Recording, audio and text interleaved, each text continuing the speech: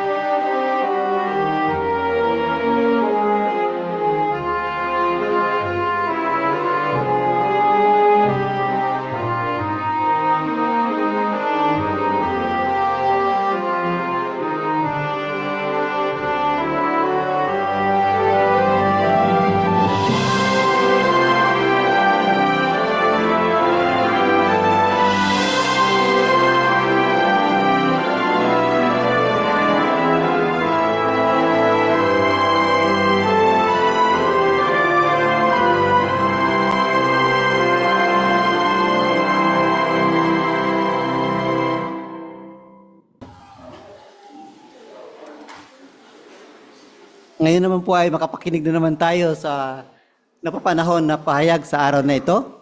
Ito po ay pahayag sa atin ni Brother Ryan Cadiz mula sa Bagtas Congregation, Tansa, Cavite, na may pamagat. Ano ang malapit nang mangyari sa hinaharap? Ulitin ko. Ano ang malapit nang mangyari sa hinaharap? Brother Cadiz, handa na po kaming makinig.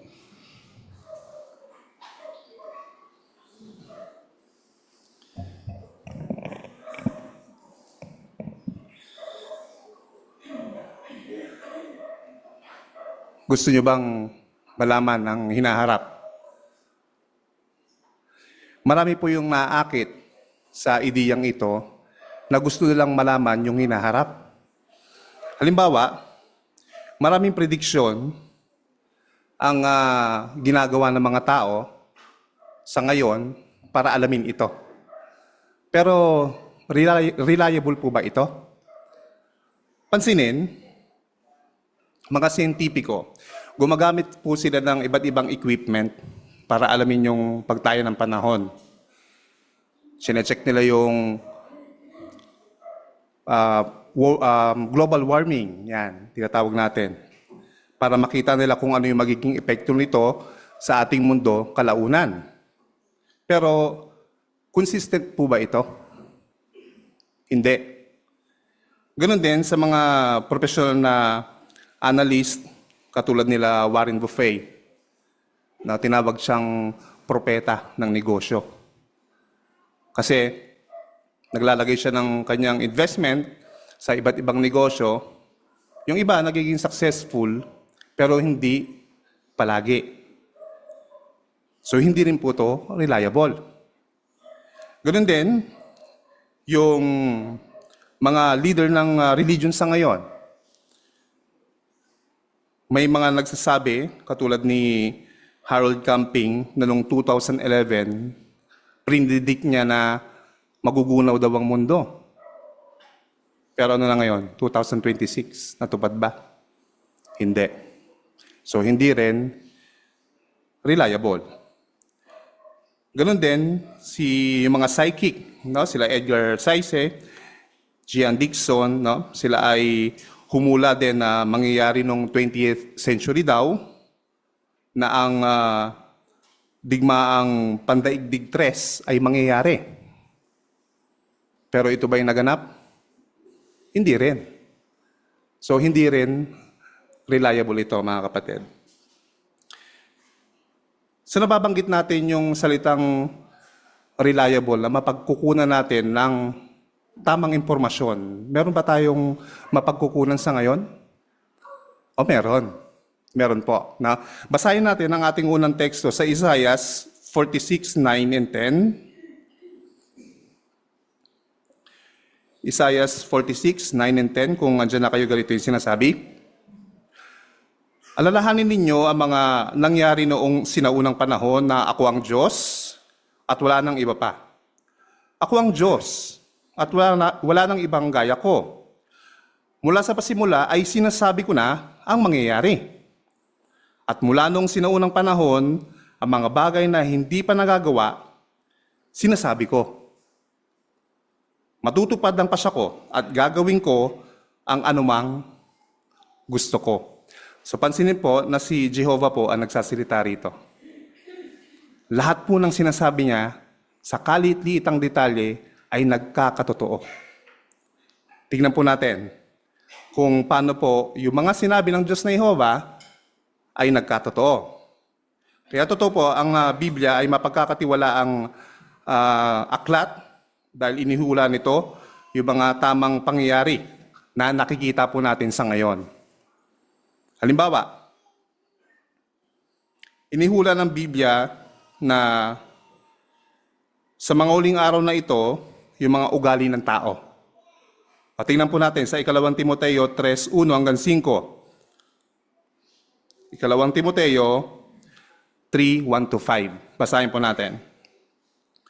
Pero sinasabi ko sa inyo na sa mga huling araw magiging mapanganib at mahirap ang kalagayan dahil ang mga tao ay magiging makasarili. Maibigin sa pera, mayabang, mapagmataas, mamumusong, masuwayin sa magulang. Walang utang na loob, di tapat. Walang likas sa pagmamahal, ayaw makipagkasundo. Maninirang puri, walang pagpipigil sa sarili, mabangis, napupuot sa kabutihan, taksil, matigas ang ulo, mapagmalaki. Maibigin sa kaluguran sa halip na maibigin sa Diyos at mukhang maka-Diyos pero iba naman ang paraan ng pamumuhay. Layuan mo sila. Nakikita ba natin mga kapatid yung pag-uugaling ito sa mga huling araw? Totoo po, no? Kitang-kita natin na ang mga inihula ng Biblia may kinalaman sa pag-uugali ng mga tao ay kitang-kita natin sa ating kapaligiran. Ano pa po? Mateo 24:6 and 7. Pakisuyo po. Mateo 24:6 and 7. Ang sabi, makakarinig kayo ng ingay ng mga digmaan at ng mga ulat ng digmaan. Huwag kayong matakot dahil kailangan mangyari ang mga ito. Pero hindi pa ito ang wakas. Dahil maglalaban na ng mga bansa at mga kaharian at magkakaroon ng tagutom at lindol sa iba't ibang lugar. Sa pagtaya po, mahigit 100 million ang mga namatay dahil po sa World War I at World War II. So ano pong dulot nito? Kalungkutan, hinagpis dun sa mga namatay na mahal sa buhay. Pero natuto po ba yung mga tao sa digmaang ito? Hindi. Kasi kitang-kita po natin, mas pinapalakas po nila yung kanilang mga sandatang ukbo, yung mga nuclear warheads, lalo ho nilang pinaparami. Kaya kitang-kita mga kapatid, mga bisita po namin, na natutupad po ang hulang ito sa Biblia. Automatic po, kapag may digmaan, katulad na ng nangyari recently, no, sa pagitan ng US at ng Iran. Ano po naging epekto nito? Global po, no? Sa economy po natin, sa lahat. At automatic po yon, magkakaroon po ng tagutom. Tingnan po natin sa Mateo 24:7. Matthew 24:7 ang sabi, dahil maglalabanan ng mga bansa at ang mga kaharian at magkakaroon ng taggutom. Nangyari po ba ito, mga kapatid? Taggutom? Totoo. Ang ulat ng World Food Program sa mundong ito, meron daw sapat na pagkain para sa 850 milyong tao. Pero araw-araw, 1 out of 9 ay natutulog ng hindi kumakain. At 1 out of 3 ang dumaranas ng malnutrition. Kaya kung tatayin po natin ito, 3 milyong bata ang namamatay taon-taon dahil po sa taggutom. Nangyayari po ba yung bagay na ito? Yes, kasi may data po tayo. No? Ano po sunod? Yung karugtun nun at magkakaroon ng malalakas na lindol. Lucas 21:11. Basahin po natin. Lucas 21:11 ang sabi, magkakaroon ng malalakas na lindol, gayon din ng mga epidemya, tagutom, at sa iba't ibang lugar. Makakita ang mga tao ng nakakatakot na mga bagay at magkakaroon ng mga tanda na kitang-kita sa langit. Yearly po, may 50,000 na lindol na nagaganap. Yung iba hindi ho natin nararamdaman. Pero sa iba't ibang panig po ng daigdig, meron po na lindol na nagaganap. At 100 po rito ang nagdudulot ng matinding pinsala sa mga ari-arian, gusali, at maraming iba pa. Ayon sa pagtaya po, mula 1975 hanggang year 2000, ang namatay sa lindol ay may 471,000 na. Biruin niyo po, 471 ang namatay sa loob ng 25 years. Plus 26 years, no? 25 years sa ngayon. Baka na-doble na po ito. No? O na-triple pa. So natupad ba, mga kapatid? Mga bisita po namin yung hula sa paglindol. Totoo na ito ay natutupad. Puro bad news po yung natalakay natin. O, good news naman. Mateo 24:14. Basahin po natin. At ang mabuting balitang ito tungkol sa kaharian ay ipangangaral sa buong lupa para marinig ng lahat ng bansa at pagkatapos ay darating ang wakas. Yung mabuting balita pong ito ay ipinangangaral sa buong mundo ng mahigit na 9 milyon na mga saksi ni Jehovah. Saan man, ito man ay nasa liblib na lugar, nasa isla, nasa kabundukan, kagubatan, hanggat posible, nagpapaabot ang mga saksi ni Jehovah na ipangaral yung mabuting balita. Natutupad ito sa mga huling araw na ito. Kaya kitang-kita sa loob ng 240 na lupain, sama-sama, tulong-tulong ang mga saksi ni Jehovah, organize para ipangaral po ang mabuting balita. So nakikita natin dyan, different forms ng pagpapatotoo. Card witnessing, informal, telephone, at maraming iba pa. Kahit yung mga bulag, bingi, may paraan ng Diyos na Jehovah para iparating po sa kanila yung mabuting balitang ito. Kaya kitang-kita, muli, natutupad ang sinabi ng Biblia. Ipinapakita ng hula ng Biblia na nagsimula ang mabuting balitang ito nung inorganize ng Diyos na Jehovah ang kanyang bayan, noong 1919. At mula noon, dinalisay ng Diyos na Jehovah ang kanyang mga lingkod. Inihiwalay niya ito sa mga turong hindi totoo na galing sa mga huwad na reliyon. Hanggang sa ngayon, yung liwanag, yung kaalaman, patuloy na nag-move forward. Na lalo itong nagiging mas malinaw sa mga lingkod ng Diyos, no, sa mga huling araw na ito. Kitang-kita ang kanyang proteksyon at isa rin yon, mga kapatid, mga bisita po namin, no, sa katuparan na nasabi na po, no, nabanggit sa salita ng Diyos, ang Biblia. Ngayon, ito yung mga naganap na. Ito yung mga nangyari na. Talakayin natin kung ano naman po yung mangyayari sa napakalapit ng hinaharap. Tingnan po natin. Yung pagde-declare po ng peace and security, pwede po itong mangyari after ng pagsalakay po doon sa mga huwad na reliyon. No? Sa kaalaman po ng ating mga, o kapakinabangan ng ating mga bisita, mga Bible study, tatalakayin po natin dito kung ano po yung huwad na reliyon at saan po tumutuko yung mabangis na hayop. No? Yan. Okay. So, doon sa pagdedeklara ng kapayapaan at katiwasayan, pwedeng ito po ang mauna bago po ang pagsalakay sa bayan ng Diyos. Binabanggit dun sa unang Tesalonica 5:2-3, basahin po natin. Unang Tesalonica 5:2-3, ang sabi, dahil alam na alam ninyo na ang pagdating ng araw ni Jehovah ay kagayang-kagaya ng magnanakaw sa gabi. Kapag sinasabi nila, kapayapaan at katiwasayan, biglang darating ang kanilang pagkapuksa, gaya ng kirot na nadarama ng isang babaeng nanganganak, at hindi sila makatatakas.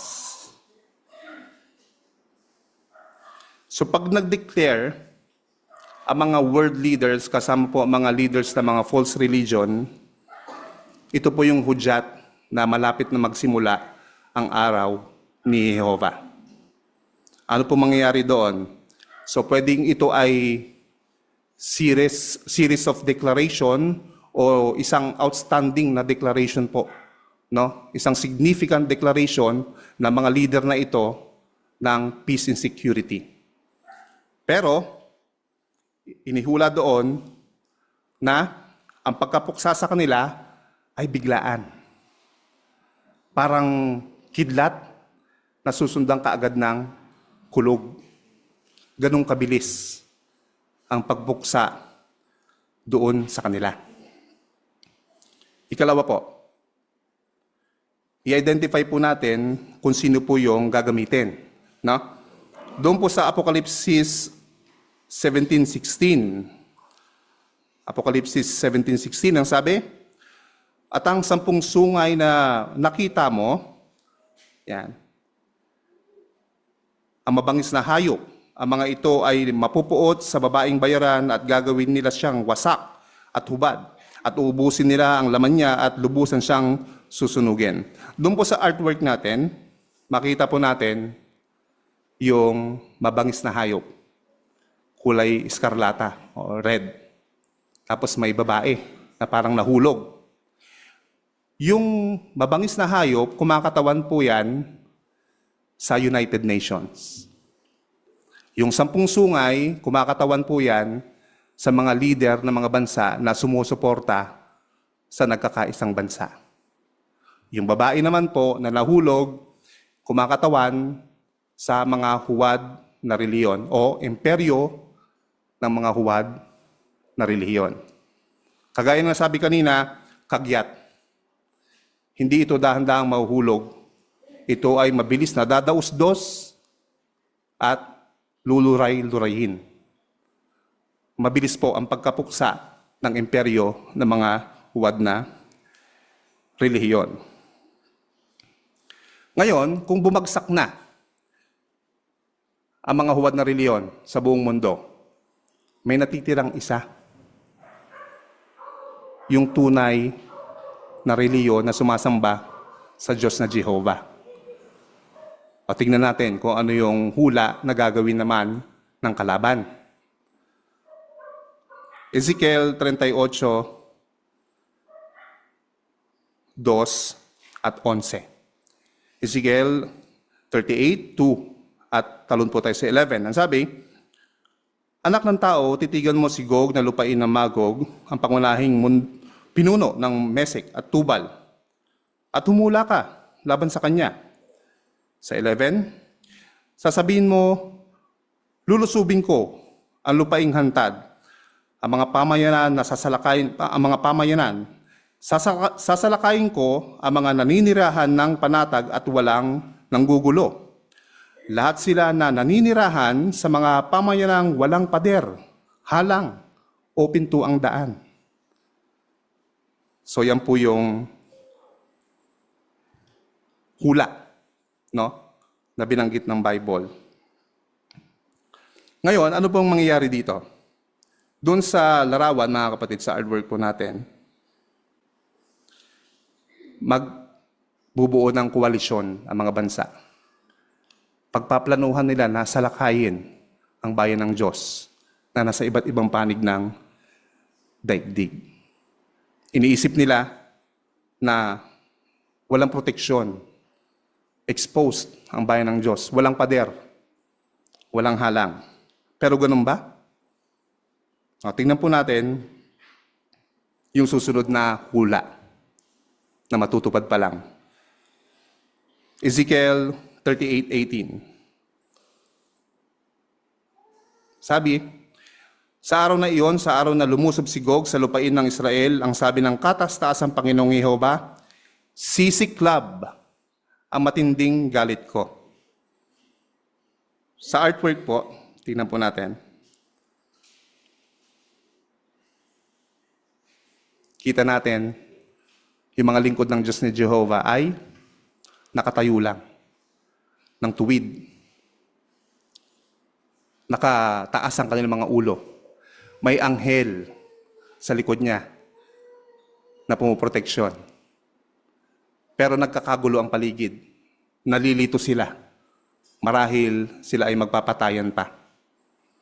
Dito ipinapakita na ang makapangyarihang hukbo ng Diyos sa mga anghel kasama si Jesus at ang 144,000 ay magkakaisa para kalabanin ang kaaway ng Diyos. Ito, yung mga koalisyon, mga bansa, kasama na sila Satanas at ang kanyang mga demonyo para sila ay ibulid sa kalaliman. Exciting po ba, mga kapatid? No, na nakatayo lang tayo, titingnan natin, nililigtas tayo ng Diyos na Jehovah. No? Kaya, pagsikapan po natin na tayong lahat, ay dumating, no, sa ganong pagkakataon. Pagkatapos noon, sabihin na natin, natalo na ang kalaban. Ano ang mangyayari? Awit 37:10 at 11. Ano pong sabi? Kaunting panahon na lang at ang masasama ay mawawala na. Titingnan mo ang mga dati nilang kinaroroonan pero hindi mo sila makikita roon. Pero ang maaamo, ang magmamay-ari ng lupa at mag-uumapaw ang kanilang kaligayahan dahil sa lubos na kapayapaan. Doon po sa artwork natin, na-imagine nyo ba mga kapatid na andyan po tayo? Na aamoy natin yung malamig na simoy ng hangin, na sari-saring bulaklak, mababango. Mga kapatid natin, nakikita natin, nagtutulungan. Lahat nagkakaisa sa isang layunin na pagandahin ang buong mundo bilang isang parehisong lupa. Wala nang matanda. Wala nang pagkakasakit. Wala kayong nararamdamang makirot sa katawan. Lagi tayong masigla, malakas sa araw-araw. Wala tayong iniintinding problema. Babayarin, utang o ano paman. Napakaganda ng kinabukasan na mangyayari sa atin, mga kapatid, sa malapit na hinaharap. Pero may gagawin po tayo para makapaghanda. Ano po iyon? Talakayin po natin. Zephanias 2:2 at 3. Ang sabi, bago ipatupad ang batas, bago lumipas ang araw na gaya ng ipa, na tinangay ng hangin, bago dumating sa inyo ang nag-aapoy na galit ni Jehovah, bago dumating sa inyo ang araw ng galit ni Jehovah, hanapin ninyo si Jehovah, kayong lahat ng maaamo sa lupa, na sumusunod sa matuwid na mga batas niya. Hanapin ninyo ang katwiran. Hanapin ninyo ang kaamuan. Bakit po? Baka sakaling makubli kayo sa araw ng galit ni Jehovah.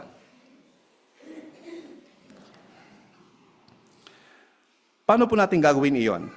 Sabi po doon sa nabasang teksto, hanapin ninyo si Jehovah. Isa-isahin po natin, kapatid. Para maging qualified ang isa sa bautismo, may mga kahilingan. Tama po. So, kailangang ikapit yung mga natututuan sa Bible, sumama sa nakikitang organisasyon ng Diyos na Jehovah, sa kongregasyon natin, makisama sa mga kapatid, huwag i-isolate ang sarili. Yan po yung mga requirements, no? Pagkatapos, yung patuloy na pag-uukay ng kaalaman, no? Paghanap sa Diyos na Jehovah. Yan, pag-attend po sa pulong, nalalaman po natin iyan sa pamamagitan niyan. May personal study, nalalaman po natin yan. Family worship, mahalaga po iyon para sa buong pamilya. So ito yung mga paraan, mga kapatid, sa paghahanap natin sa Diyos na Jehovah. Sa ganitong mga paraan. Ano pa po? Kapag ginagawa po natin ito, yung paghanap, no, sa Diyos na Jehovah, pag nag-aaral po tayo, para ikapit po natin ito at mas maunawaan ano pong kailangan. So hindi lang po tayo dadalo para makinig. No, mga kapatid, hindi rin po tayo dadalo o magbabasa ng Bible para sabihin nabasa lang ito. Para mas maunawaan, mas maapuhap natin ang Diyos na Jehovah, kailangan po nating marubdob, bulay-bulayin na pag-aralan ng kanyang salita. Kailangan po nating malaman yung mga iba't ibang anggulo. Bakit ito ipinasulat ng Diyos na Jehovah? Ano ba yung message nito sa akin? Ano ba yung itinuturo nito sa akin? Ito po yung mga kailangan nating i-consider na mga tanong para mahanap po natin si Jehovah. Pagkatapos po nito, ano pa po ang kailangan gawin? Hanapin ninyo ang katwiran. Ano pong ibig sabihin nun? Doon sa Zephanias 2:3, yung paghahanap ng katwiran, alam natin na ito ay parang mahirap gawin para sa marami. Pero sa totoo, hindi naman po. No? Halimbawa, ang isa ay nabaptize na, naging qualified sa bautismo. Paano niya hahanapin ang katwiran? O, ganito po. Para mahanap ng isa ang katwiran, yamang tayo ay nasa huling araw na mahirap pakitunguhan, lalo na't maraming impluwensya ng mga tao sa ating paligid, hindi dapat nating pahintulutang madungisan yung ating mga nalinis na budhi. No? Paano po natin magagawa yun, no, mga kapatid? Kailangan nating humingi ng tulong sa Diyos na Jehovah, no, sa pamamagitan ng marubdob na pananalangin. Kasi hindi po natin ito kakayanin kung tayo lang. Pagsisikapan po natin ito, pero sa tulong ng Diyos na Jehovah, para mahanap po natin katwiran, makapanatili sa Kanya matatayong na pamantayan, hihingi po tayo ng tulong sa Kanya. At syempre pa, kasama rito yung pagkilos. Pag-iwas sa masasamang kasama. Yung mga pinapanood ba natin ay angkop? O yung mga nilalaro nating games online? Ito ba ay angkop na gawin? O kapag iniingatan natin yung ating sarili na huwag madungisan, mabahiran ng sanlibutang ito, hinahanap natin ang katwiran. At sa paggawa nun, parang nilililang natin, siguradong nilililang natin yung ating bagong personalidad at tinutularan natin ang ating Panginoong Hesus at Diyos na Jehovah sa paraang ito. So talakay po natin mga kapatid, no? Yung paghanap kay Jehovah at sa yung hanapin yung katwiran. Ito naman po yung susunod, yung hanapin ninyo ang kaamuan. Paano po kaya ito? Yung pangatlong punto po, dun sa Zephaniah 2:3, na kung nais nating malingid sa araw ng galit ni Jehovah, dapat nating hanapin yung kaamuan. Paano po ito gagawin? Totoo na tayo ay nakakasalamuha ng mga iba't ibang gender. Na lalaki, babae, bata, iba't ibang personality, ugali. So, sa kanila, sa sanlibutan, mahina ka kapag ikaw ay mapagpakumbaba. Weak ka kapag ikaw ay mapagpakumbaba. Sa kanila, lagi nilang ipinipilit na me first. Lagi nilang ipinipilit, ito yung karapatan ko. Gagawin ko kung ano ang gusto ko. Buhay ko ito. Laging ganon. Pero sa tingin nyo, sa paggawa nito, nakakita bang kamuhan? Hindi. So sa kabaliktaran, mga kapatid, mga bisita po namin, mga Bible study, ang paghanap sa kamuhan ay yung pagiging mapagpakumbaba. Handang sumunod sa mga tagubilin ng Diyos na Jehovah. Handang sumunod sa mga nangunguna sa loob ng kongregasyon. Handang mag-adjust kung anuman yung mga tagubilin kahit na hindi natin ito lubos na naintindihan. Kapag taglay natin yung kaamuang iyon, sa tingin ninyo ngayon pa lang, pinapractice na po tayo. Pinapractice na po tayo ng Diyos na Jehovah para makapasok po tayo, maging qualified na pumasok sa paraisong lupa. So ano na po yun? Ipasuhin natin mga kapatid, no? Yung tatlong bagay na kailangan po natin gawin para malingid sa galit ng araw ni Jehovah. Una, hanapin ninyo si Jehovah sa pamamagitan ng pag-aaral ng salita niya at pagkakaroon ng kaugnayan sa kanya. Magandang kaugnayan. Ikalawa, hanapin ninyo ang katwiran sa pamamagitan ng pag-alam at pagsunod sa mga pamantayan ng Diyos na Jehovah. At ikatlo, hanapin ninyo ang kaamuan sa mapagpakumbabang pagsunod sa Diyos na Jehovah. Kapag ginawa po natin ito, magkakaroon po tayo ng walang hanggang napakagandang kinabukasan kapag ginawa nating muog ang Diyos ng Jehovah ngayon pa lang. Magandang umaga po, mga kapatid.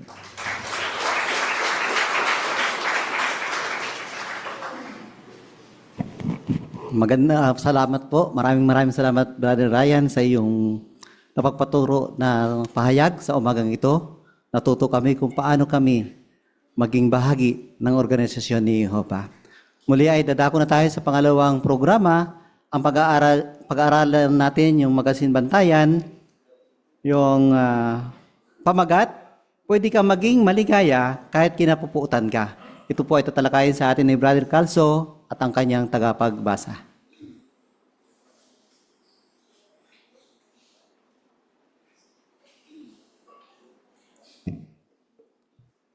Muli kayong tinatanggap sa ating pangalawang programa, ang pag-aaral natin ng Biblia, gamit natin ang Magazine Bantayan.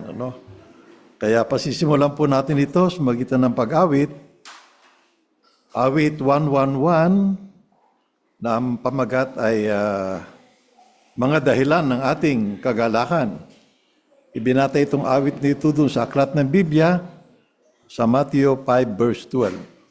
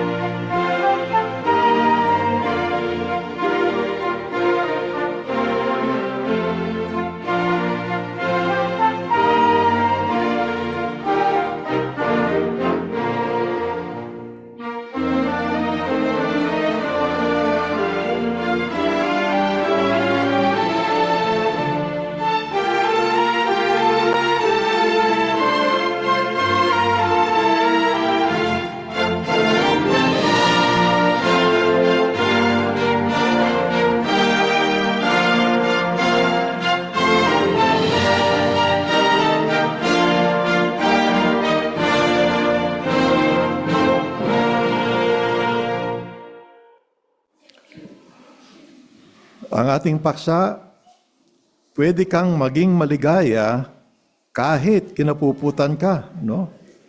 Paano kaya 'yon, ano? Itong teksto natin, Lucas 6:22, sabi dito, maligaya kayo kapag napuput sa inyo ang mga tao. Parang weird, ano? Paano ka magiging maligaya kung kinapuputan ka? Pero itong ating matutuhan, kung bakit pwede tayong maging maligaya kahit kinapuputan tayo dahil naglilingkod tayo kay Jehova. So, meron dalawang subtopic dito. Una, bakit tayo kinapuputan? Ano? Bakit maraming galit sa atin, mga saksi? Ano, di ba? Mga lingkod tayo ni Jehova, pero daming galit. Pangalawa, bakit pwede pa rin tayong maging maligaya kahit kinapuputan tayo? Pero pagkatapos natin pag-aralan nito, meron tatlong tanong dito sa dulo, no? Ang una, bakit kinapuputan ang mga tagasunod ni Jesus? Pangalawa, paano makakatulong ang pag-ibig para makapagtiis tayo kahit kinapuputan? At ang pangatlo, bakit pwede pa rin tayo maging maligaya kahit kinapuputan? Okay, di ating talakayan na. Umpisa na natin ang talakayan. Ating tagabasa si Brother Vince Daulong. Sa sermon sa bundok ni Jesus, sinabi niya, maligaya kayo kapag napopoot sa inyo ang mga tao. Siguradong nagulat ang mga nakarinig sa sinabing iyan ni Jesus. Wala naman kasing magiging masaya kapag kinapopootan sila. Kaya bakit iyan sinabi ni Jesus? Magandang malaman natin ang sagot kasi maraming napopoot sa mga tagasunod ni Jesus ngayon. Talakayin natin ngayon kung bakit tayo kinapopootan ng mga tao at kung bakit pwede pa rin tayong maging maligaya sa kabila niyan. So, anong sinabi ni Jesus at bakit ito nakakagulat?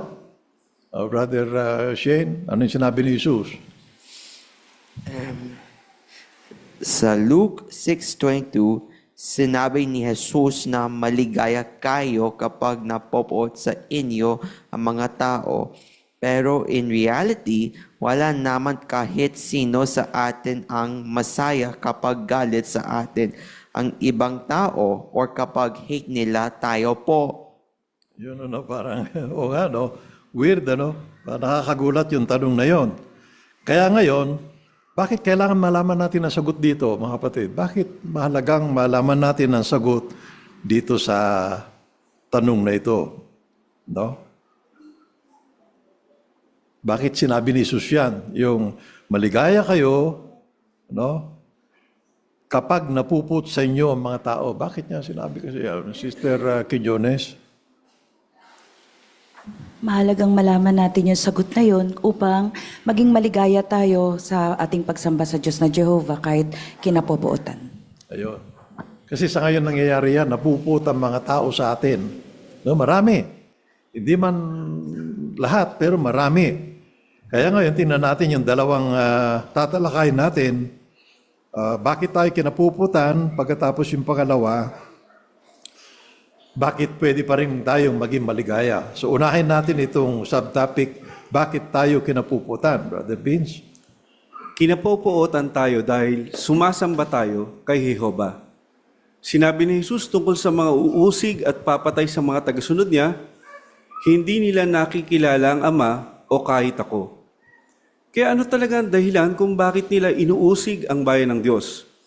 Iniimpluwensyahan sila ni Satanas, ang Diyos ng sistemang ito. Binubulag niya ang mga tao para hindi nila malaman ang katotohanan tungkol kay Jehovah.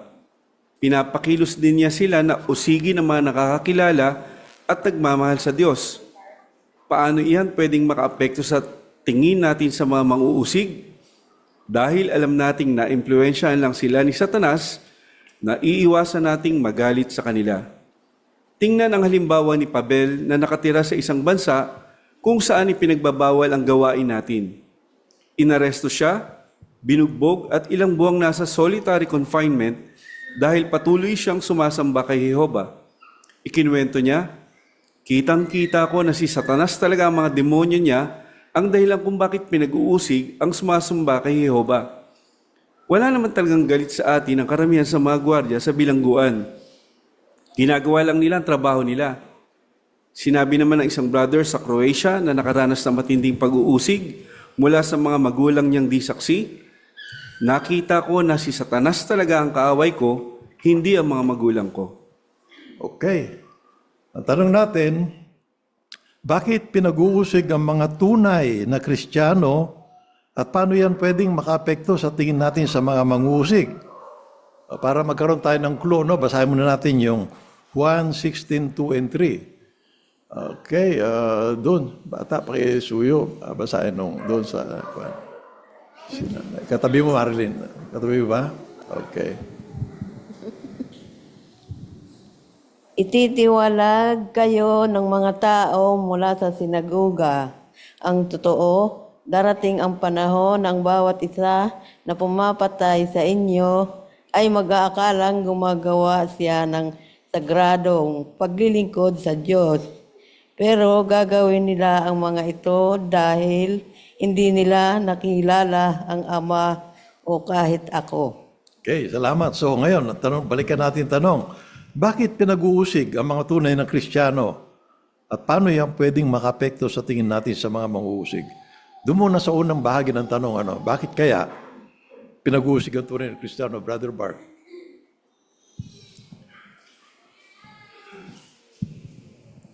Pinag-uusig po tayo kasi ginagawa natin kung ano ang gusto ni Jehovah at kung anong pwede po makapagpasaya sa Kanya. Kaya talaga nakita po natin na ginagamit ng Satanas sa mga tao para pag-uusigin tayo, pahirapan pa nga. Okay, so ganun ha? So ano pa yung sinabi dyan sa binasa natin? Anong idinin doon, lalo na sa verse 3 ng chapter 16 ng Juan? Ano sabi doon, Brother Chito? Binanggit yan na hindi nila kilala kasi si Jehovah at saka kahit si Jesus, parang nakapagtataka naman, no? Hindi ka kilala, inaaway ka lang, hindi kayo magkakilala. Ang sitwasyon parang sa yung mga matatao na bayaran, hindi naman kilala talaga yung kanilang wala mang kasalanan sa yung papatay nila Pero mayroon kasi nag-udyok, nagbayad. Kaya ginagawa nila yon. Ganon din sa sitwasyon. Hindi man tayo kilala mga tao, sapagkat nga, mabait pa nga tayo sa tingin nila Pero dahil kasi may nag-udyok si Satanas, no, para pag-usigin, yun ang nangyayari. Ayun. Ngayon, paano ginagawa ni Satanas, para kapuutan tayo? Anong ginagawa niya? Ano ang kanyang, ayon doon sa, binasa natin, ayon doon sa John 8, 42 hanggang 44 Meron siyang ginagawa para kapuutan tayo ng mga tao Anong ginagawa? Yes, Sister Joby.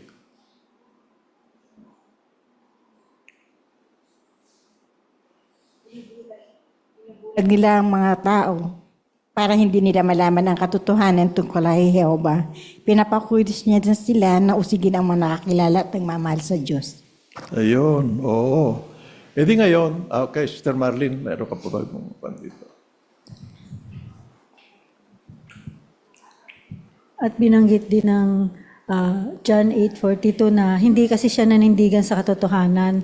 Kaya gusto niya magkaroon siya ng mga karamay at dahil doon, hinikayat niya yung iba na magsinungaling din dahil na yun na ang personalidad niya.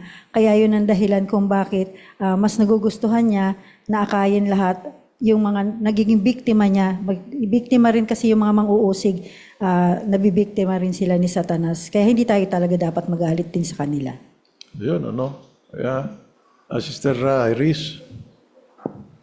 Tiyak po na naging malinaw din sa karanasan ni Pavel at yung brother sa Croatia, yung binabanggit po sa Efeso 6:12 na nakikipaglaban tayo sa mga tagapamahala ng madilim na sanlibutang ito at sa hukbo na napakasasamang espiritu na tumutukoy kay Satanas at sa mga demonyo. Kaya pareho silang may kaunawaan sa mga taong umuusig sa kanila. Alam lang po nila na impluwensyado lang ito ni Satanas at hindi nila alam ang katotohanan. Kaya naiiwasan nilang magalit sa mga taong umuusig sa kanila.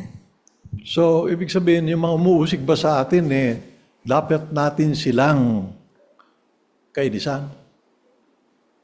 Brother Odi, dapat ba tayong mapuot sa kanila dahil kinapuputan nila tayo? Dapat nga po tayong mas maawa sa kanila. Pero sa totoo lang po, hindi madaling maawa sa mga manguusig kasi tayo rin yung nasasaktan o minamaltrato. Kaya pinagdurusahan natin yung mga bagay-bagay na yun dahil lang sa pananampalataya natin. Pero kapag naalala natin na si Satanas yung nasa likod ng pag-uusig, mas nakikita natin na yung mga manguusig ay dapat na kaawaan sa halip na kamuhian kasi mga taong nailigaw lang sila ni Satanas. So, ganun Na-impluensya ni Satanas, mga tao, kaya hindi tayo iwasan nating magalit sa kanila. Yun ang punto rito, Okay. Ngayon, tingnan natin kung ano ang halimbawa ng Panginoong Hesus at ni Esteban. Kung paano nila hindi kinainisan o naiwasan nila magalit sa mga napuot sa kanila. Okay? Hindi tayo galit sa mga umuusig sa atin. Ang totoo, ipinapanalangin pa nga natin sila. Magandang halimbawa dyan si Jesus at si Esteban. Noong nakapako si Jesus sa tulos, ipinalangin niya, Ama, patawarin mo sila. Hiniling ni Jesus na patawarin ni Jehova ang mga sundalong Romano na inutusang patayin siya. Baka nasa isip din ni Jesus ang mga taong nandoon na sumisigaw na patayin siya dahil sinulsulan sila na mga kaaway niya. Nakita niya na hindi talaga nila alam ang ginagawa nila. Ganyan din ang ipinalangin ni Esteban. Hiniling niya sa Diyos na patawarin ang mga papatay sa kanya. Sinagot ba ni Jehova ang mga panalangin ni Jesus at ni Esteban? Oo. Marami sa mga sumuporta sa pagpatay kay Jesus ang nagsisi bandang huli, nanampalatay sa kanya at nagpabautismo. At di bababa sa isa sa mga sumang-ayon sa pagpatay kay Esteban ang nagsisi sa mga nagawa niya at naging Kristiyano, si Saul ng Tarso. Okay, ang tanong natin, ano ang matutuhan natin sa halimbawa ni Jesus at ni Esteban? O yung halimbawa mo ni Jesus, Sister Tess Serotani. Natutunan ko nga sa halimbawa ni Jesus at Esteban na hindi dapat tayo magalit sa mga umuusig sa atin. Dapat unawain natin na hindi nila alam ang kanilang ginagawa.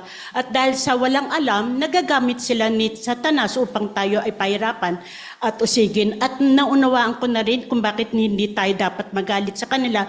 Bagkus, ipanalangin natin na patawarin dahil may pagkakataon na baka magsisi sila sa mga kasalanan na nagawa at sa bandang huli ay maging mananampalataya ni Jehovah at magpabautismo.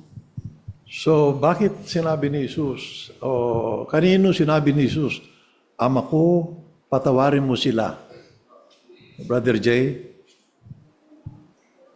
Yung Romanong nagpako sa kanya, yun ang sinabihan na patawarin mo sila kasi inutusan lang yung mga sundalong Romano na yun para gawin yung role nila, yung task nila. Kaya yun ay sinasabi lang doon sa panahon nung nung pinako siya. Ayan. O sino pa? Yung mga nandoon sa grupo na yun na talagang noon ano sinabi? Ng mga kumbaga, nung kasalukuyang pinapatay si Jesus, kasalukuyang pinaparusahan, anong nakita mo doon, Brother Henry Flores? Yan, bukod doon sa Romanong nagpako sa kanya, yun ding mga Hudyong sumisigaw na ipakos siya. Kaya sila ginagawa yon kasi inudyukan sila ng mga leader ng reliyon.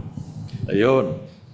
Ngayon, tingnan natin doon sa Gawa 2:36-41 na makikita natin dito na merong mga sumusulsul doon. Tingnan natin kung ano nangyari. Pakisuhin nga, basahin natin yung Gawa 2:36 hanggang 41. O kung nabasa nyo, pwede nyo ba ilahad? Di pa, pakisuhin, basahin lang yun. Maganda yung binanggit doon eh. Yung mga sumusulsul, nakita natin. Brother Bong Debres. Sabi rito, kaya hindi dapat mag-alinlangan na ang mga buong bayang Israel na si Jesus na ipinako ninyo sa tulos ay ginawa ng Diyos na Panginoon at Kristo. Nang marinig nila ito, parang sinaksak ang puso nila at sinabi nila kay Pedro at sa iba pang apostol, mga kapatid mo ang dapat naming gawin.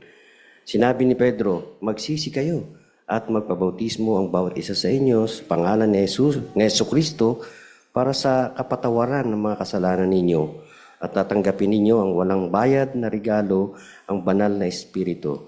Dahil ang pangakong ito ay para sa inyo at sa mga anak ninyo at sa lahat ng nasa malayo, sa sinumang piliin ng Diyos nating si Jehovah. Nagpatuloy siya sa pagsasalita para lubusang makapagpatotoo at patuloy siyang nagpayo. Umiwalay kayo sa masamang henerasyong ito para maligtas kayo. Kaya nabautismuhan ang mga masayang tumanggap sa sinabi niya at ng araw na iyon ay mga 3,000 ang nadagdag sa kanila. Okay, yung mga sinulsulan para sumigaw na patayin si Jesus, ano nangyari sa kanila mga kapatid? Ano napansin niyo dyan, Brother Rizal, Julio? Dito makikita natin na naging totoo yung binanggit ng Mateo 5:44 na sabi nga ni Jesus ay patuloy yung mahalin ng inyong mga kaaway at ipanalangin ang mga umuusig sa iyo. Binanggit sa paragraph na sinagot ba ni Jehovah yung panalangin yun? O, totoo, ang katuparan na yung binasa nating teksto. Kasama doon yung mga manguusig, yung mga sumisigaw at napupuot kay Jesus Christ. Doon siya ay pinako sa tulos. At sila, sabi ito, 3,000 ang nabautismuhan. At hindi lang yun. Yung din kay Esteban, sabi niya, nanalangin din siya sa mga nag-uusig. At isa sa mga nag-uusig na naging Kristiyano ay walang iba kundi si Apostol Pablo. So anong natutunan natin doon? Tama lahat yung komento nyo. No? Ano natutunan natin ngayon mga kapatid? Doon sa komento nyo na yon. Brother... Sister Irene Atamosa sa Zoom. Kaya bilang Kristiyano po, kapag tayo po ay nagpapakita ng pag-ibig, ay napapalambot natin ang puso ng maraming mga kaaway natin kahit na po yung pinakamalulupit na mang-uusig. Kaya isipin po natin na magiging potential silang lingkod ni Jehovah imbis na po maging kaaway sila. Kaya ano dapat maging damdamin natin sa mga napuput sa atin? Ano ngayon? Dapat, Brother, komento mo kanina, Brother Rudy. Sige, pakikuhan mo, Brother Rudy. Gaya ng karanasan ni Jesus at ni Esteban, tinitignan natin sila bilang potential na nakikita ni Jehovah kasi sa hatulan natin agad sila na wala na silang karapatang magbago. Yan, kahit kaputan tayo, hindi tayo dapat mapupuot. Kasi marami naging lingkod doon, marami naging saksi sa mga sumulusol na patayin si Jesus. Ang ilan doon, o baka karamihan doon, naging lingkod ni Jehovah. Okay, dito tayo ngayon sa picture. Tingnan natin kung ano yung matutunan natin dyan sa picture. Ay, dyan na ba tayo? Muna. Oo. Pakita lang yung picture. Anong komento natin dyan, mga kapatid? Ito, sa ngayon na yan eh. Okay, Brother Tom.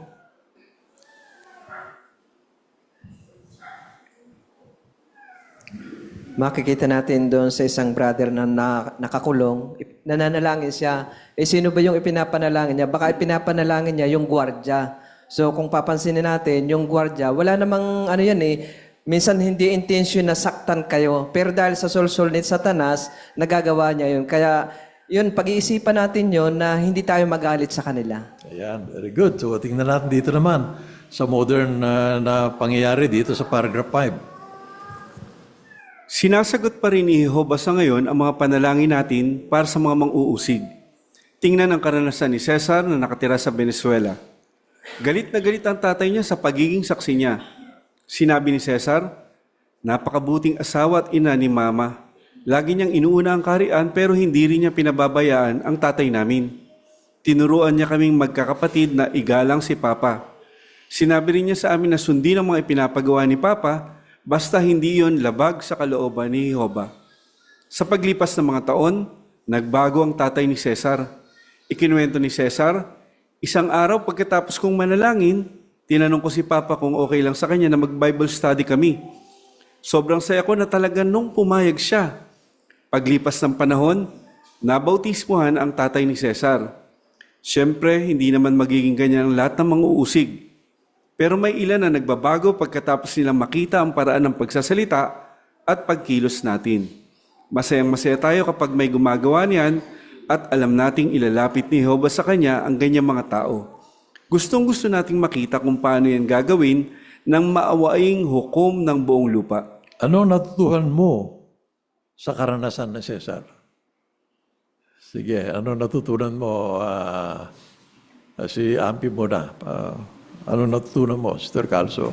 Malaki ang naitulong kay Cesar na taga Venezuela ng Bible principles sa Genesis 18:25. Dahil sa panalangin, sinagot siya ng ating Diyos na Jehovah. Galit na galit ang tatay ni Cesar sa pagiging saksi niya. Pero napakabuting asawa niya at priority pa ng nanay niya ang kaharian. Inuna niya ito, hindi niya pinabayaan ang obligasyon sa kanyang worldling tatay. Ang sabi pa nga, sundin ang pinagagawa ng tatay niyo basta hindi kayo lalabag sa simulain ng Biblia. Nag-volunteer si Cesar sa nag-Bible study sa tatay niya at nagdulot ito ng kasiyahan sa tatay niya at nabautism. Ang masama ay nagbabago basta magpakita lang tayo ng tamang pag-uugali at sa paraan ng pananalita at paggawi. So, sumaikli, ano ang natutunan mo sa karanasan ni Cesar? Brother Henry Flores. Kaya matutuwa natin na dapat lang tayo magpakita ng mabuting pag-uugali doon sa ating kapamilya na hindi saksi ni Jehovah.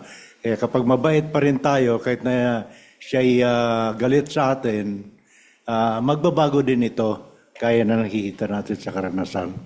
Okay, tama. Brother Errol. Ito, Errol. Naalala ko tuloy yung quote na kapag binato ka ng bato, batuin mo na tinapay. O hindi naman literal na babatuin natin sila na ensaymada. Ibig sabihin lang na kapag ginawan tayo ng hindi maganda or mga hindi naman natin deserve o injustice, hindi ibig sabihin na ganoon din ang gagawin natin. Ibig sabihin lang, ito na yung paraan para gawa natin sila ng kabutihan. At balang araw, baka mag-iba yung pananaw nila sa atin at baka maging lingkod pa nga sila ni Jehovah. Okay, Brother Renz.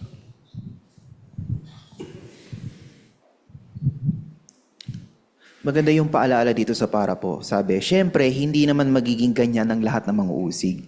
Maaari kasing itry ng isang study, ay, pagka-pray ko, matik to, magbabago yung tatay ko, yung magulang ko. Ang isang purpose kasi ng prayer, hindi para baguhin yung tao, kung hindi para ituon yung mindset natin sa tamang kaisipan. Ibig sabihin, kapag matino yung isip natin, hindi natin pangungunahan yung hukom ng buong lupa pagdating sa paghatol. Gawin lang natin yung part natin, si Jehovah na bahala. Okay, yung tatay ni Cesar, violente yun, upuser talaga yun, galit na galit sa pamilya niya, mga saksi, galit siya. Pero paano siya nakumbinsi? Pinapangaralan naman ito eh.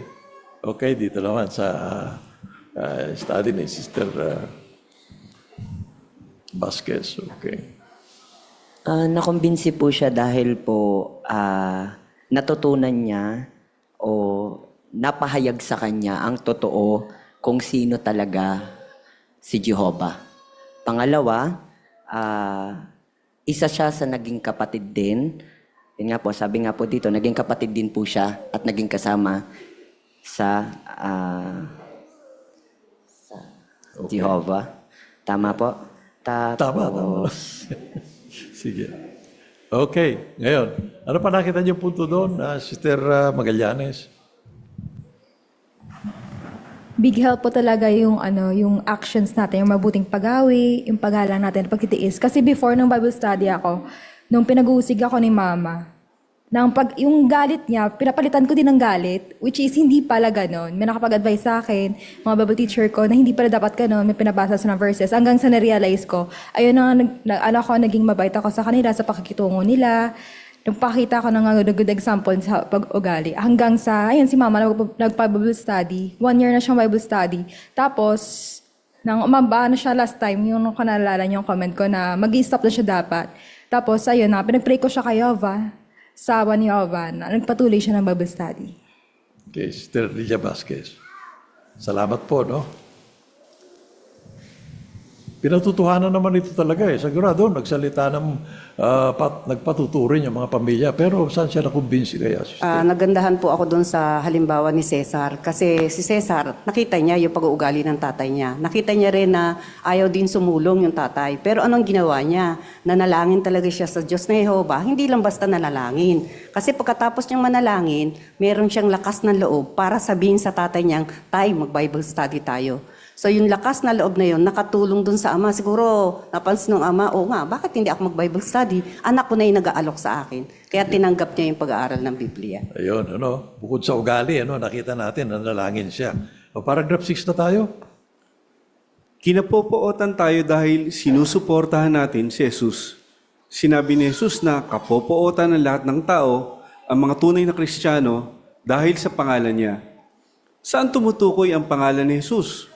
Tumutukoy iyan sa reputasyon at otoridad niya bilang hari ng kaharian ng Diyos.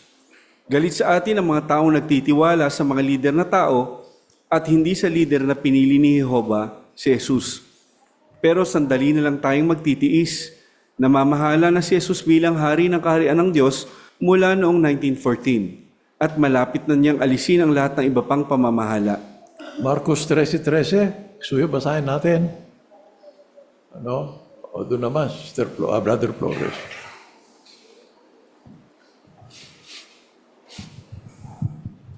At kapupuotan kayo ng lahat ng tao dahil sa pangalan ko. Pero ang makapagtitiis hanggang sa wakas ay maliligtas. O yan.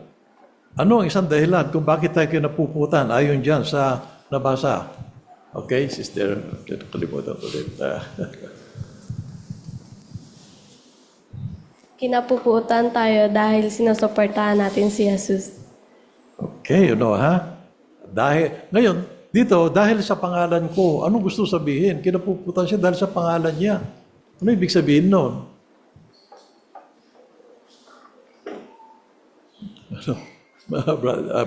Sister, dito man, Lota.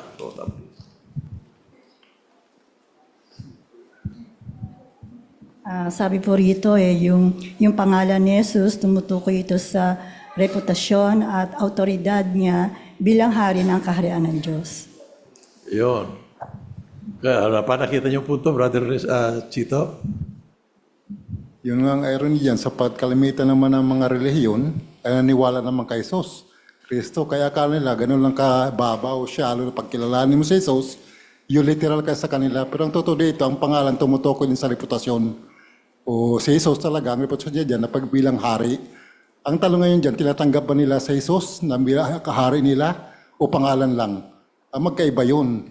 Ang hari na sa kaharian ng Diyos, Jesus, yun ang tinatanggihan nila dahil mayroon silang sarilang soberanyo o kaharian na tinataguyod. Yun. Oo. Kailan ba naghari ang Panginoong Isus? Kailan nagsimula na maghari siya sa kaharian ng Diyos? Dito naman, Sister Joby, please.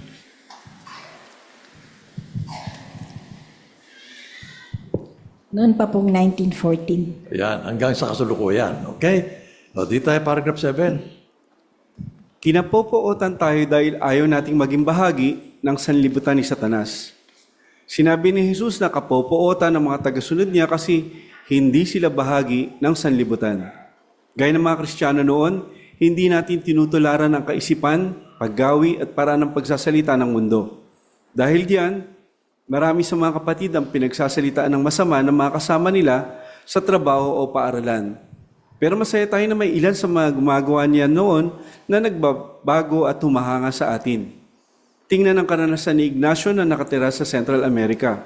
Noong nag-aaral pa siya, pinagtatawanan siya at ipinapahiya ng isang teacher dahil sinusunod niya ang pamantayan ni Jehovah. Pero noong malapit na ang graduation ni Ignacio, tinanong siya ng teacher na yun kung paano niya nasunod ang mga pamantayan ng Biblia kahit hindi naging maganda ang pagtrato sa kanya. Ipinaliwanag ni Ignacio na para sa kanya, proteksyon ang mga utos ng Diyos. Pagkatapos, niyaya niya sa pulong ang teacher. Nagulat si Ignacio na makita niyang dumalo ito. Tuwang-tuwa ang teacher sa pag-ibig na ipinakita ng kongregasyon, kaya patuloy siyang dumalo. Noong nagpapa-Bible study na ang teacher, nakaranas din siya ng pag-uusig. Pero patuloy siyang sumulong hanggang sa mabautismuhan siya. 1:15:20. Okay, brother, Sister Sam naman. Sam. Huwag napopootan sa inyo ang sanlibutan, tandaan ninyong napoot ito sa akin bago ito napoot sa inyo. Kung bahagi kayo ng sanlibutan, matutuwa sa inyong sanlibutan, pero hindi kayo bahagi ng sanlibutan, kundi pinili ko kayo mula rito, kaya napopoot sa inyo ang sanlibutan.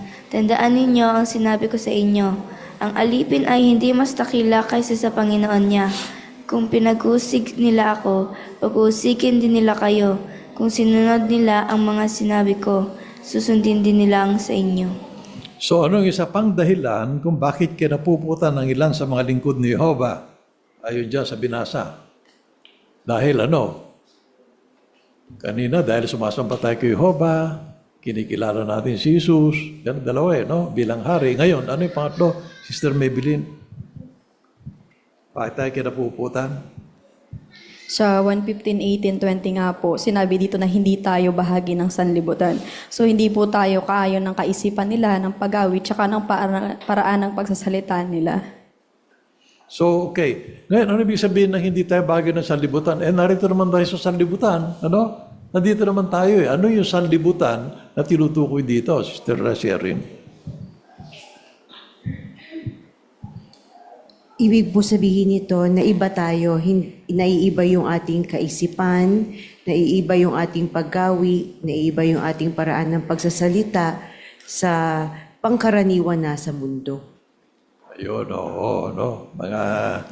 mga hiwalay sa Diyos ito, mga hindi bahagi ng sanlibutan sila, tayo hindi. Ngayon, dito sa larawan, tingnan natin kung ano yung natutunan natin siya sa larawan. Parang si Ignacio yan, Okay? Saka yung teacher, sa school siya. Ano yung nangyayari sa school? Anong ginagawa ng teacher dito sa nakaitim na kapatid? At anong reaction ng mga nakapaligid, mga estudyante? Sister Maybelline? Kung papansinin nga po natin yung picture, pinagtatawanan siya, tapos binubuli siya kung ano na sinasabi sa kanya ng teacher niya. Pero hindi siya nagsalita, naging tahimik lang siya. Doon naman sa pangalawang picture, papansinin natin na kinausap niya, nang mag-isa lang yung teacher niya. So nagpapakita lang nito na kahit na gano'n yung sitwasyon, doon sa unang picture, nanatili siyang tahimik, nirespeto niya yung teacher niya. Gumawa siya ng paraan, na way na kinausap niya mag-isa. Yun. Okay. Ano kaya tinanong ng teacher sa estudyante kung bakit sinagot niya? Ano yung tinanong ng teacher sa kanya? Brother June Tulisora, please. yung tanong ng teacher, paano niya nasusunod yung pamantayan ng Biblia kahit na hindi maganda yung pagtrato sa kanya ng kanyang mga klase at syempre siya din bilang teacher. Ayan, okay. So dito na tayo sa 9 and 10. Naiiba rin tayo sa sanlibutan ni Satanas kasi neutral tayo pagdating sa politika at digmaan. Sinusunod natin ang payo sa Roma 13:1. Kaya sinisikap nating maging mabuting mamamayan. Pero neutral tayo sa politika kaya hindi tayo tumatakbo sa anumang posisyon sa gobyerno at hindi rin tayo bumuboto ng mga kandidato. Bakit? Dahil si Jehovah at ang kaharian lang niya ang sinusuportahan natin. Maraming saksi ni Jehovah ang ibinibilanggo dahil sa pananampalataya nila. Pero patuloy pa rin silang nangangaral kahit nakakulong sila. Tinutularan nila si Apostol Pablo na ilang taon ay kinulong sa bahay niya at sa bilangguan. Hindi siya tumigil sa pagsasabi ng mabuting balita sa lahat ng makikinig sa kanya. Kasama na ang mga nagbabantay sa kanya, opisyal sa korte, gobernador, hari at posibleng pati mga opisyal ng Romanong emperador na si Nero. Ganyan din ang ginagawa ngayon ng mga kapatid nating nakabilanggo. Nangangaral sila sa lahat ng makikinig sa kanila, kasama na ang mga hukom, opisyal ng gobyerno at mga gwardya. Isang brother na nakulong ng mahigit 6 na taon dahil sa pananatiling neutral ang nagsabi na para sa kanya, hindi iyon parusa. Itinuturing niya iyon na atas mula kay Jehovah para mahanap ang mga tapat puso. Napakalaking pribilehiyo para sa atin na magamit ni Jehovah para maipangaral ang mabuting balita sa ganyang mga tao. Talakayin natin ngayon ang iba pang dahilan kung bakit pwede pa rin tayo maging masaya kahit kinapopuotan tayo dahil sa paglilingkod kay Jehovah. Sa anong paraan pa naiiba sa sanlibutan ni Satanas sa mga Kristiyano? Yun, Sister Liganas. Sa Ligasa. 1:18:36 po, binanggit ni Jesus na hindi bahagi ng sanlibutan ito yung kaharian ng Diyos.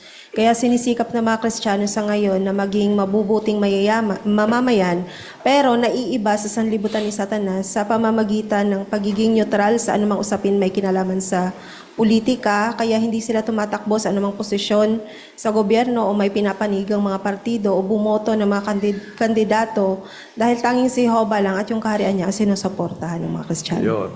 Okay. So bakit hindi tayo bumuboto? Dahil meron na tayong kung Sister Vasquez dito.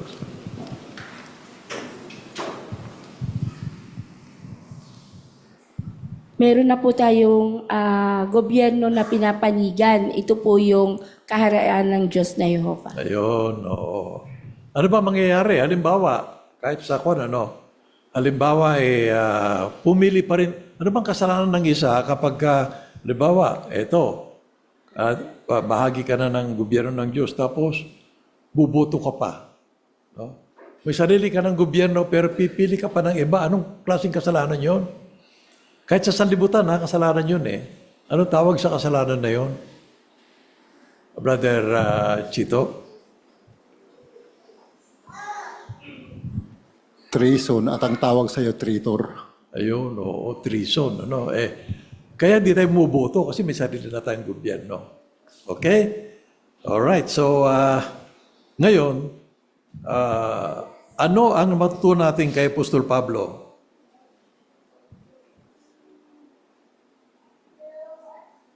Sister Rose Libres, please.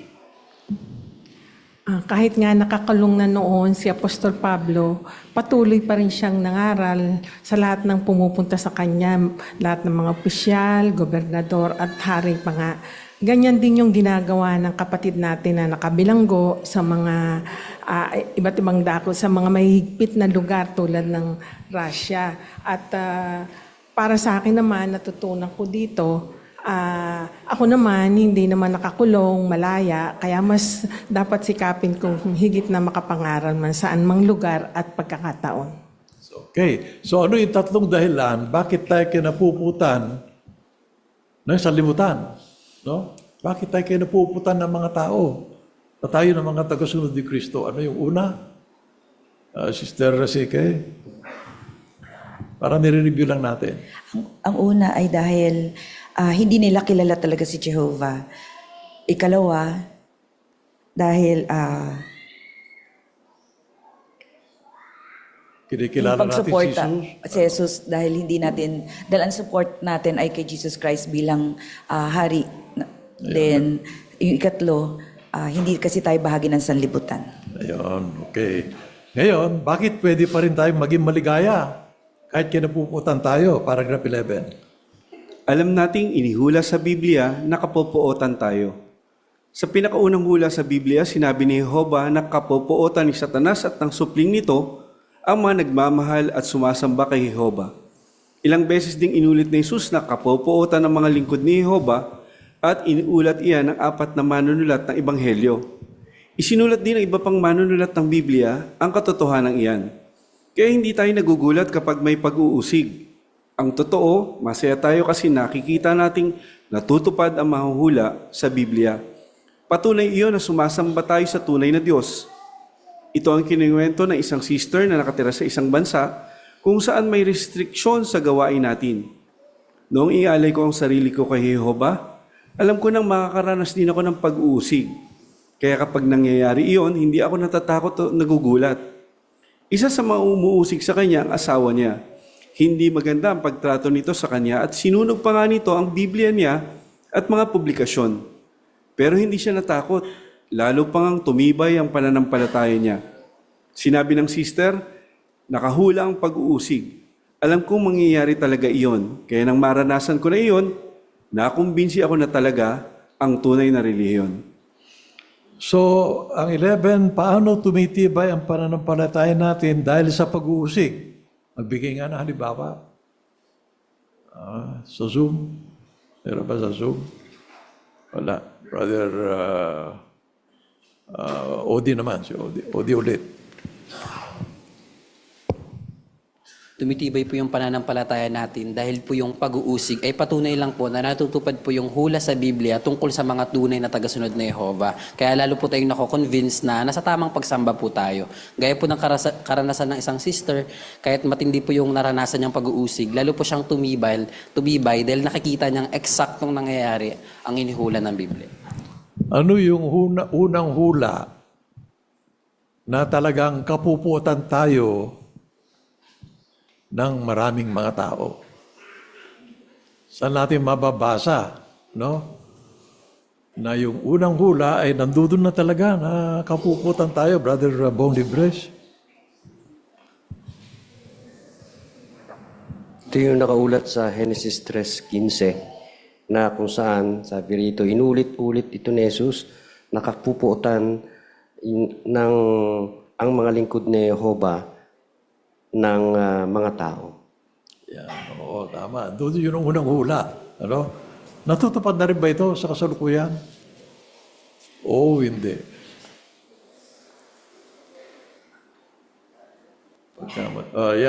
Sister, doon naman, Sister Masangkay naman. Natutupad na po sa katunayan ay ang mga kapatid natin sa Russia, Ukraine, Eritrea ay nararanasan po nila yung mahihirap na kalagayan dahil lang po sa pagtatanggol nila sa kanilang pananampalataya kay Jehovah. So, ano dapat natin maging reaksyon kapag kinapuputan tayo? Ano? Brother Jerry. Kaya hindi tayo dapat magulat pa na talagang mangyayari yun. At isa pa, patunay yun na talagang sumasamba tayo sa tunay Diyos na si Jehovah. Ayun, oo. Yun, ano? Saka ano yung sabi ng Panginoong Isus? Sabi niya, kapag kinaputan kayo, ano maging reaksyon natin? Brother Makmak? Sabi dito, dapat maging maligaya tayo. Oo. Kasi kung hindi na tayo pinag-uusig, magtaka ka na. Ayun, oo, tama, no? Nakahula kasi nausigin tayo, no? Alright, sige, lipatan natin dito sa paragraph 12. Tingnan natin kung ano pang matutunan natin dito. Alam nating pag-uusigin tayo pero baka mahirapan pa rin tayong magtiis kapag nangyari na iyon. Ikinuwento ng isang brother ang naranasan niya noong nakabilanggo siya. May mga panahong sobra ako nag-aalala at lungkot na lungkot ako. Kaya maiiyak na lang ako. Ano ang nakatulong sa kanya? Lagi akong nananalangin, ang sabi niya. Pagising ko, mananalangin na ako. Kapag may nangyaring hindi maganda, mananalangin ulit ako. At kapag nagagalit ako dahil may masamang ginawa ang iba sa akin, magkukulong ako sa CR at mananalangin. Binulay-bulay rin ng brother ang halimbawa ng mga tapat na lingkod ni Jehovah noon at ngayon. Nakatulong sa kanya mga iyan para matiis ang pag-uusig at magkaroon ng kapayapaang ipinangako ni Jesus sa mga tagasunod niya. Anong isang nakatulong sa isang brother na matiis ang pag-uusig? No? So, mahirap din talaga yun. Brother Roy Mata? Malaking tulong sa kanya yung lagi siyang nananalangin. Sabi niya, pagising niya sa umaga, nananalangin siya. Pag nakita niya pangit ang araw niya, nananalangin din siya. At pagkatapos, pag nasaktan siya ng iba, di maganda ginawa sa kanya, nananalangin pa rin siya. Kaya yun, isang bagay na nakapagpapatibay at nakapagpapasaya sa kanya. Yan. Bukod doon, ano pa yung nakita nyo na nakatulong sa kanya para matiis yung mga pag-uusig, ano? Zoom kanina, may nagtaas, di ko lang nakita, no? Okay, dito na lang, Brother Renz.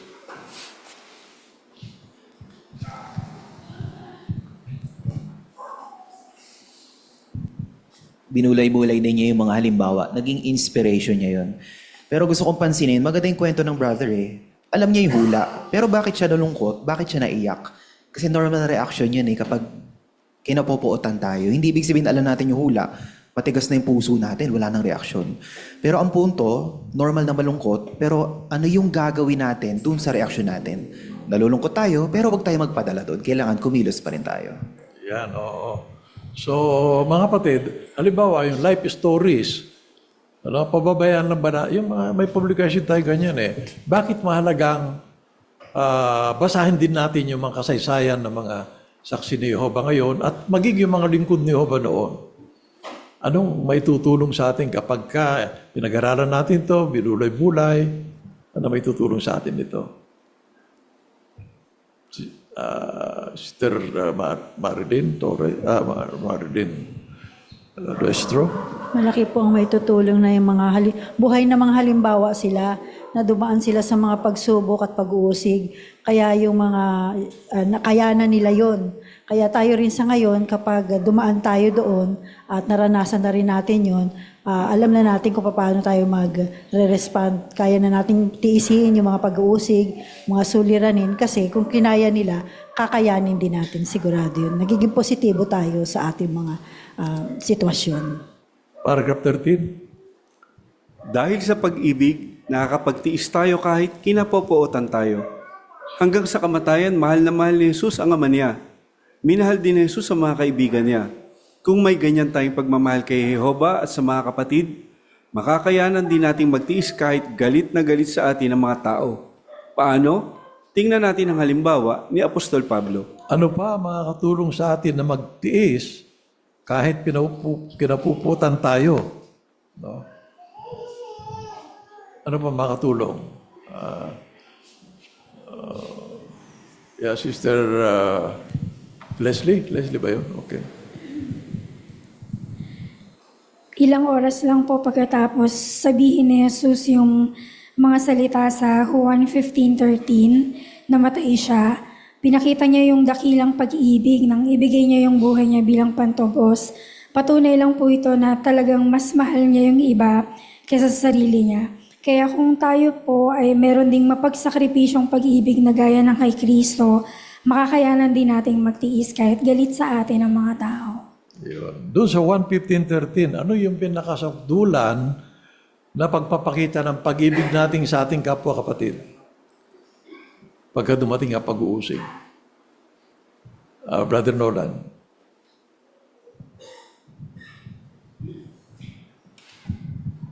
Yung pag-ibig ng Panginoon Hesus na ibinigay niya para sa atin, sinabi nga rito na ito yung nakahihigit na pag-ibig na ibinigay niya. Kaya sa atin naman, ganun din naman tayo bilang isang Kristiyano, sabi nga kahit buhay natin, ibigay natin sa ating kapatid eh. Diba? Kaya tayo, handa rin tayo magsakripisyo, ano man kalagayan natin sa buhay. Ayun. So ngayon ang tanong, Nolan, kaya bang ibigay ang iyong buhay alang-alang sa kapatid na kinainisan mo? Kayang-kaya po. kay Ayan, Jehovah. very good. Oo, tama. Maganda yon. Dapat talaga ganun gagawin natin. Kasi mahal ni Jehovah lahat eh. Ano? Yan. Mahal din ni Jehovah yung mga ganoong may kahinaan. Okay? Paragraph 14. Noong malapit ng patayin si Pablo, sinabi niya sa kaibigan niya si Timoteo, "Hindi duwag na puso ang ibinigay sa atin ng Espiritu ng Diyos, kundi kapangyarihan at pag-ibig." Ano ang ibig sabihin ni Pablo? Sinasabi niya dito na makakatulong ang malalim na pag-ibig ng isang Kristiyano kay Jehovah para matiis ang matinding pag-uusig. Dahil sa pag-ibig ni Pablo kay Jehovah, nagkaroon siya ng lakas ng loob na manatiling tapat kahit alam niyang pwede siyang patayin dahil doon. Paano nakapanatiling tapat si Pablo kahit alam niyang malapit na siyang patayin? No? Mahirap yun, ano? Pero paano niya nagawa? Nakapanatiling tapat kahit alam niyang mapatayin na siya. Sister Maria Licanda. Okay.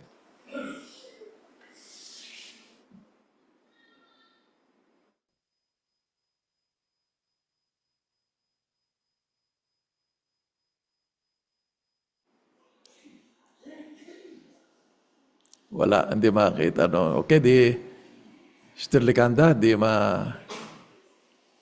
niyo ko narinig? Oh, no, naka-raise lang yung hand. O, dito na tayo sa Kwan. Okay. Paano ito na? Yeah. Brother Rizal, please. Binanggit dito sa 2 Timoteo 1:7, yung hindi siya, sabi ni Pablo, hindi siya binigyan ng duwag na puso. Binigay sa atin yung Espiritu ng Diyos at kundi kapangyarihan at pag-ibig.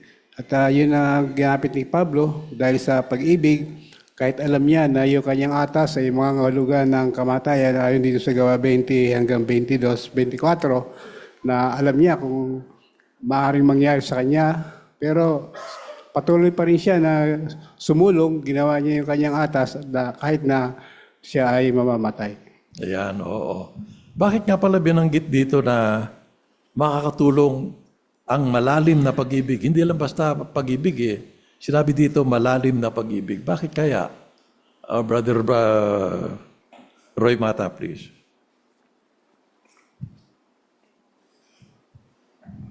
Malalim kasi parang 6 feet below the ground. Ibig sabihin, handa kang magsakripisyo, handa kang mamatay alang-alang doon. Ayan. Okay, 12, 15 tayo. Mahal na mahal natin ang mga kapatid nating nananatiling tapat kahit pinag-uusig. At ipinapakita ng marami ang pag-ibig na yan kahit pwede rin silang pag-usigin dahil doon. Gaya ng ginawa ni na Aquila at Priscilla nang isa panganib nila ang buhay nila para kay Pablo. Halimbawa, sa Russia, marami sa mga kapatid ang pumupunta sa mga korte para patibayin ang mga pananampalataya nilang inaresto. Iyan ang nangyari sa isang sister na naaresto dahil sa pananampalataya niya. Hindi siya makapaniwala na napakaraming kapatid ang pumunta sa korte para sa kanya. Kaya hindi siya agad nakapagsalita nang makita niya sila. Napatibay siya ng mapagsakripisyong pag-ibig ng mga kapatid at iyan mismo ang kailangan niya nung panahong iyon. Talagang masayang-masaya tayo na nararanasan natin ang ganyang pag-ibig. Paano nagpakita na mapagsakripisyong pag-ibig ang mga kapatid sa ngayon? O ito na. Ngayon ha? Dito sa hall. Brother Esek, please. Pansinin natin, ito buhay na halimbawa, yung mga kapatid natin sa Russia. May mga kapatid doon na nasa sila korte, maraming kapatid ang sumusuporta sa kanila, pumupunta doon sa korte para patibayin sila. Medyo nakakaano to kasi bawal nga ang mga kapatid sa Russia pero baka sila naman yung susunod na usigin. Pero dahil sa lakas ng loob nila, sinusuportahan pa rin nila yung mga kapatid na nasa korte para bigyan ng pampatibay loob. Ayun, kaya tingnan natin na sa larawan, anong reaksyon ng kapatid? Siyempre, pwede kang hulihin din pagka sumama kayo, no? O, lakas ng loob ng mga kapatid dahil sa pag-ibig. Ano nakita niyo reaksyon ng mga kapatid at gayon din yung inuusig?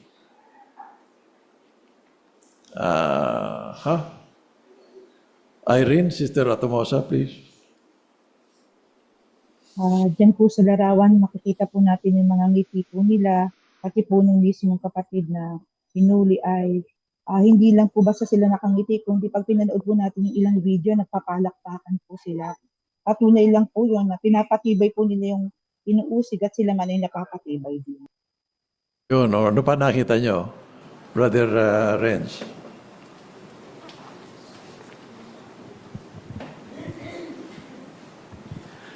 Pero ang tanong, bakit siya isang sakripisyo? Mapagsakripisyong pag-ibig? Dahil ba pumunta sila, nag-effort, nagbigay ng panahon? Hindi lang yun. Sakripisyo siya kasi pwedeng sila mismo, yung mga kapatid, hulihin din. Pwedeng madamay.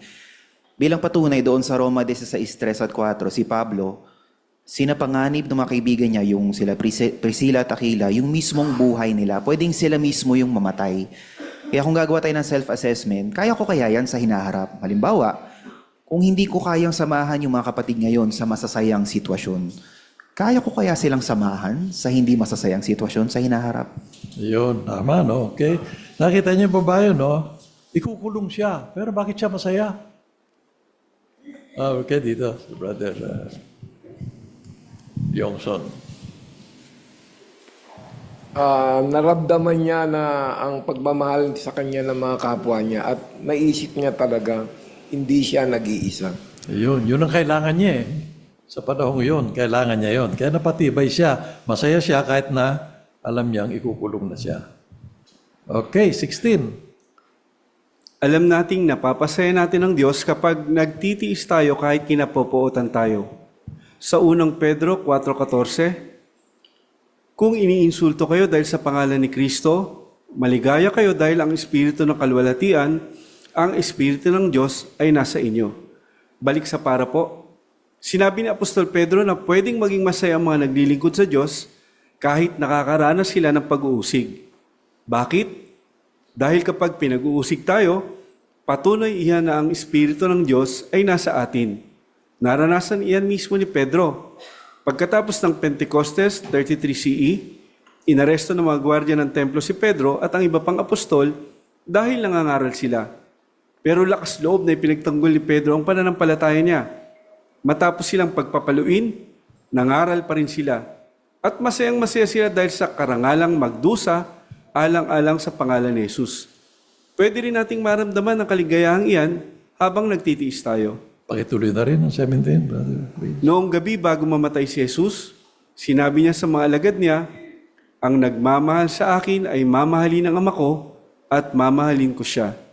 Siguradong magiging napakasaya natin kapag dumating na ang panahon kung kailan mamahalin tayo, hindi nakapopootan dahil sa paglilingkod kay Jehova. Habang hinihintay iyan, patuloy sana tayong mapatibay habang pinag-iisipan natin ang mga dahilan para maging maligaya kahit kinapopootan.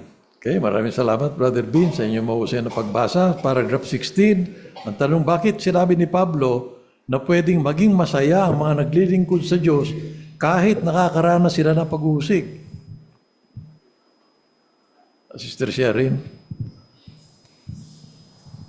Binanggit nga po sa unang Pedro 4:14 na kapag ang isa ay pinag-uusig, na sa kanya yung Espiritu ng Diyos. Kaya nga po tinuring ni Pedro na isang karangalan na magdusa alang-alang sa pangalan ni Jesus.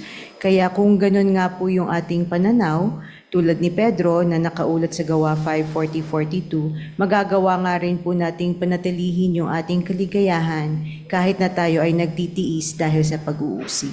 Okay, 17 tayo. Anong sinabi ni Jesus sa mga alagad niya noong gabi bago siya mamatay? Anong sinabi niya, Sister Joby?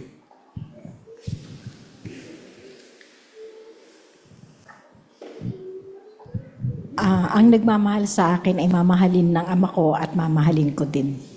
Alright, so anong sagot mo? Bakit kinapuputan ang mga tagapusunod ni Jesus? O tayo, bakit tayo kinapuputan? Yeah, Sister, yeah. Manalo po. Opo. Kinapopotan tayo dahil hindi tayo bahagi ng sanlibutan ni Satanas. At ito din dahilan kung bakit galit din sa atin ng sanlibutan dahil si Jehovah ang Diyos natin. Okay, thank you, Sister Cathy. Cathy lang ang first name na pala. Yeah, tama.